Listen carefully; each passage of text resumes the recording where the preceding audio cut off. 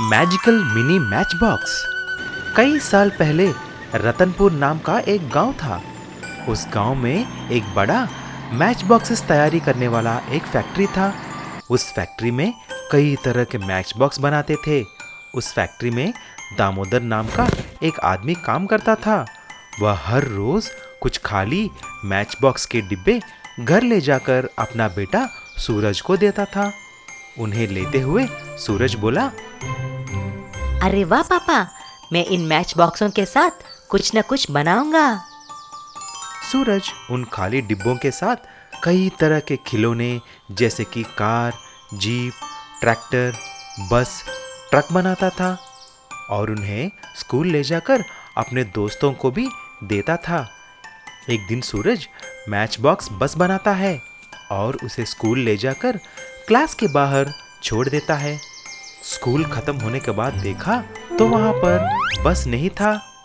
अरे, मेरा बस खिलौना यहाँ नहीं है। लगता है कोई उसको चुरा लिया है। मैं जाकर ढूंढता हूँ। ऐसा सूरज स्कूल के बाहर इधर उधर ढूंढने लगा। फिर अचानक उसका मैच बॉक्स बस बिना खींचे उसके ही तरफ आती रहती है। जब उसने उस खिलौने को ऊपर उठाकर देखा तो वह चौंक जाता है। उस बस के अंदर 2 लिलीपुट्स थे। आप कौन हैं और मेरे बस में क्या कर रहे हैं?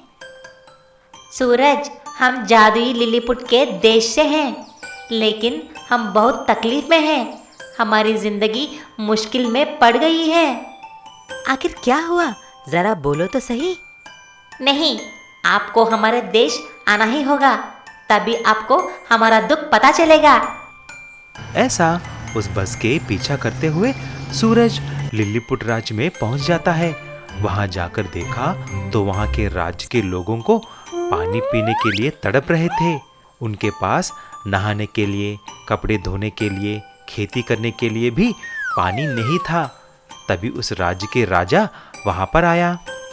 सूरज, मैंने ही आपको इधर लाने के लिए मेरे राज्य वालों को भेजा है, क्योंकि आपको तरह तरह के मिनी वाहन बनाना आता है ना, इसीलिए आपको ही कुछ तरीके निकालकर हमें मदद करना है। सूरज से उनका दुख देखा नहीं गया। तुरंत वह एक आइडिया निकालता है। राजा जी, मैं कुछ न कुछ करके मिनी मैच बॉक्स के साथ कुछ वाटर टैंक, लॉरी बना दूंगा। लेकिन इधर से नजदीक कोई नदी है क्या? बेटा, इधर से कई किलोमीटर दूर एक नदी है, लेकिन उसका सारा पानी समुद्र में चली जाती है। ये बात सुनते ही सूरज मैच बॉक्स के साथ कुछ water tankers, lorry, water boring drilling trucks और कार्स, बसेस सभी बनाता है। उस टैंकर्स के साथ पानी नदी से लेकर लिलीपुट के राज्य में पहुंचाया। पानी देखकर सभी लोग बहुत खुश हुए। राजा जी, मैं आपके राज्य में डैम्स, रिजर्वायर्स का निर्माण भी करूंगा। आपको आगे जाकर पानी की कमी नहीं होगी। राजा उसके काम से बहुत खुश होकर बहुत सारा सोना और हीरे देता है, जिसे वह घर लाकर अपने पापा के साथ खुशी खुशी से रहने लगा।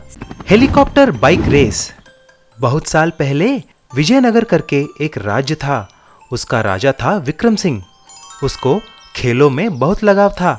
वह हर साल सभी खेलों का आयोजन करता था, जैसे कि कबड्डी, घोड़े का दौड़, कुश्ती और तैराकी जैसा। लेकिन राजा विक्रम सिंह को सबसे अच्छा लगता था मोटर बाइक रेस। वह सभी खिलाड़ियों को बहुत आदर करता था।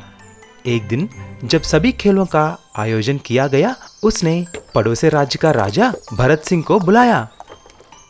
पधारिए पधारिए भगत सिंह जी, आज आपको हमारे राज्य के सबसे अच्छा खेल देखने को मिलेगा। बैठिए। ऐसा जब दोनों राजा बैठ गए, सभी अपने रेस बाइक्स को लेकर खड़े हो जाते हैं और रेस शुरू हो गई। सभी भाग लेने वाले भी शुरू हो जाते हैं। लेकिन जब से रेस शुरू हुआ, राजा भरत सिंह हंसने लगा। ये बात विक्रम सिंह को समझ में नहीं आई। जब रेस खत्म हो गई, विक्रम सिंह ने पूछा, भरत सिंह जी, मैंने देखा कि आप जब से रेस शुरू हुआ है तब से हंसी जा रहे हैं। आखिर बात क्या है? विक्रम, आप तो अभी तक पुराने खेल खेल रहे हैं। मेरे राज्य में तो एक अनोखा खेल खेलते हैं। हमारे बाइक रेसर्स हेलीकॉप्टर में से आसमान से उतरकर जमीन पर कूदते हैं और फिर जमीन पर रेस लगाते हैं। आपका तो बच्चों का खेल है। भरत सिंह जी, हमारे राज्य में भी एक से बढ़कर एक वीर हैं। हम भी किसी से कम नहीं हैं। अगर चाहिए तो हम आपके राज्य वालों से हेलीकॉप्टर रेस लगाएंगे, फिर देखेंगे कौन जीतेगा। ऐसा अगले ही दिन 2 हेलीकॉप्टर का इंतजाम करते हैं।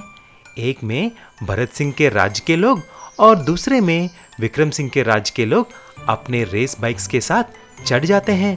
फिर विक्रम सिंह जाकर ऐसा बोला, आप लोग उस भरत सिंह के लोगों को हार कर हमारे राज्य का नाम रोशन करना है। सभी लोग हाँ महाराजा, हाँ महाराजा। करके चिल्लाते हैं। तभी ये सुनकर भरत सिंह वहां आकर ऐसा बोला,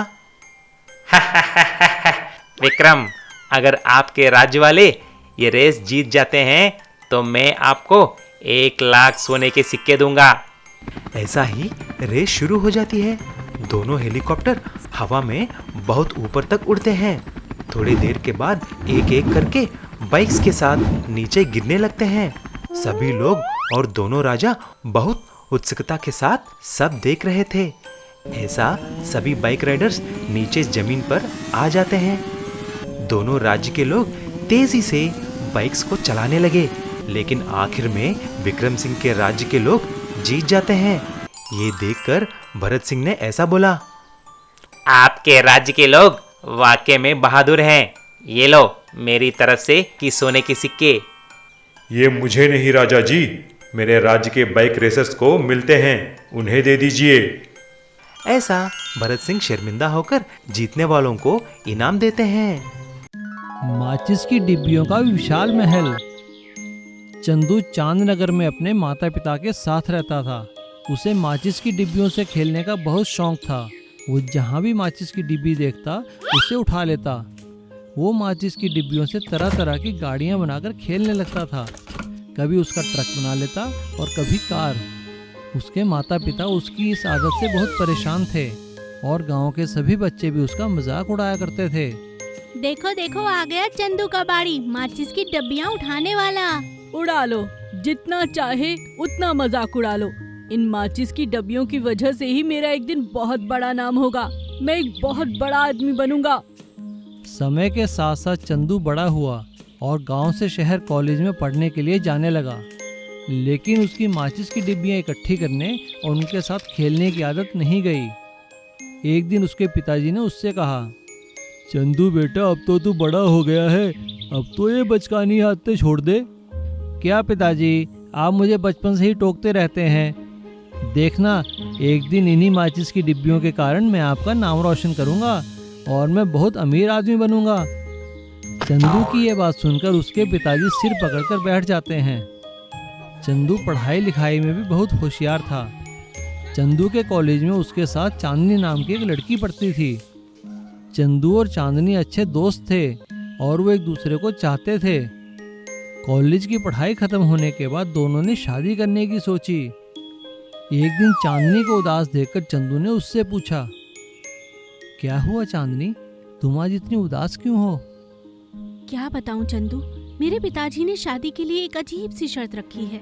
उनकी शर्त ये है कि वो उस लड़के से मेरी शादी करेंगे जिसके पास सबसे पुरानी माचिस की डिब्बियां होगी और जो उस माचिस की डब्बियों से मेरे लिए एक बड़ा सा महल बना सके। अब तुम ही बताओ, ये कैसे संभव है? चांदनी के मुंह से ये बात सुनकर चंदू जोर जोर से हंसने लगा। उसे हंसता देख चांदनी ने पूछा, मेरे पिताजी अजीब शर्तें रख रहे हैं और तुम यहाँ हंस रहे हो, बात क्या है?